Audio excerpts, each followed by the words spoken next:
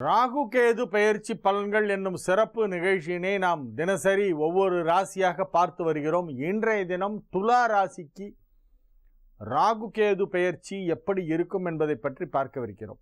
துலா ராசிக்கு ராகு 11ஆம் இடம் செல்கிறது, கேது 5ஆம் இடம் வருகிறது.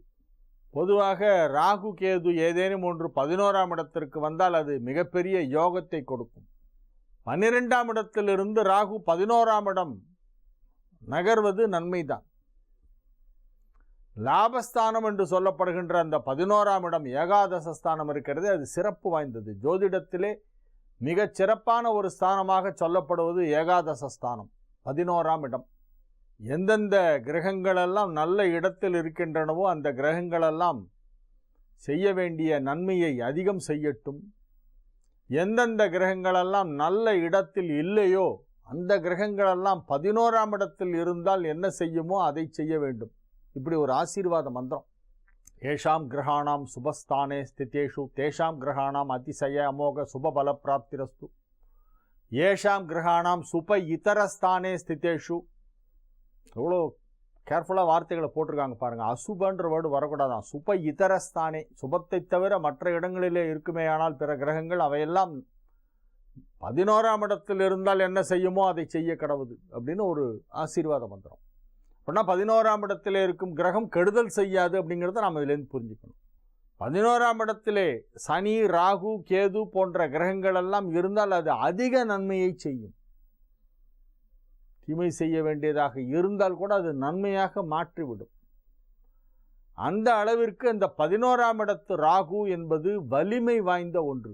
11இல் ராகு அல்லது கேது இருந்தால் அவர்கள் எல்லாவற்றையும் ஜெயித்து கொண்டு வருவார்கள். வாழ்க்கையிலே அவர்களுக்கு வெற்றி நிச்சயம்.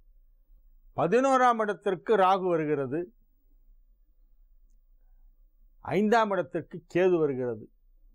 இது ஒரு அற்புதமான ஒரு பெயர்ச்சி. துலா ராசிக்கு இந்த ராகு கேது பெயர்ச்சியின் மூலமாக பல நன்மைகள் நடைபெறப் போகின்றன. ஒன்றல்ல, இரண்டல்ல, ஏராளமான நன்மைகள் நடைபெறப் போகும் ஒரு நல்ல நேரம் இந்த ராகு கேது பெயர்ச்சியிலே ஆரம்பமாகிறது. 5ஆம் இடம் என்பது பூர்வ புண்ணியஸ்தானம், புத்திஸ்தானம், புத்திரஸ்தானம், கல்விஸ்தானம். அதிலே ஞானகாரகனாகிய கேது வருவது யோகம். 5ஆம் இடத்தில் கேது வருவதால் உங்களுக்கு மிகப்பெரிய ஒரு அறிவு விருத்தியாகும், நாலெட்ஜ் அதிகமாகும். கல்வி பயில்கின்ற மாணவ மாணவியராக இருந்தால் இப்பொழுது மிகப்பெரிய அளவிலே நீங்கள் தேர்விலே வெற்றி காணப்போகிறீர்கள். அனைவரும் பாராட்டும்படி புகழும்படி நீங்கள் மதிப்பெண்களை வாங்குவீர்கள். ஸ்டேட் ஃபர்ஸ்ட் வரத்துக்கு சான்ஸ் இருக்குது. நீங்கள் 10th அல்லது +2 எக்ஸாம் எழுதக்கூடிய ஸ்டூடெண்ட்டாக இருந்தால் துளாராசிக்காரர்கள் அவர்கள் மாநில அளவிலே முதலிடத்தை பிடிக்கக்கூடிய அளவிற்கு தேர்வுகளிலே தேர்ச்சி ஏற்படும். உயர்கல்விக்கான சந்தர்ப்பம் மிக சுலபமாக கிடைக்கும். அதற்கான அட்மிஷன் உங்களுக்கு மெரிட்டில் கிடைக்கும். உத்தியோகத்திலே இருப்பவர்களுக்கு மிகப்பெரிய பதவிகளெல்லாம் கிடைக்கும். எதிர்பாராத விதமாக டபுள் ப்ரமோஷன், ட்ரிபிள் ப்ரமோஷனில் உங்களுக்கு இப்பொழுது பெரிய பதவி உயர்வு கிடைக்க வாய்ப்பு இருக்கிறது. ரொம்ப குறுகிய காலத்திற்குள் நீங்கள் மிகப்பெரிய பதவிகளுக்கு அடுக்கடுக்காக பதவி உயர்வுகளை வாங்கி படிப்படியாக வேகமாக 10 வருஷத்தில் கிடைக்க வேண்டிய ப்ரமோஷன் 1.5 வருஷத்தில் கிடைக்கும். அந்த அளவுக்கு உங்களுக்கு பதவி உயர்வு கிடைப்பதற்கான வாய்ப்பு இருக்கிறது. மிகச்சிறப்பான நிலையிலே 5ஆம் இடத்திற்கு கேது வருகிறது.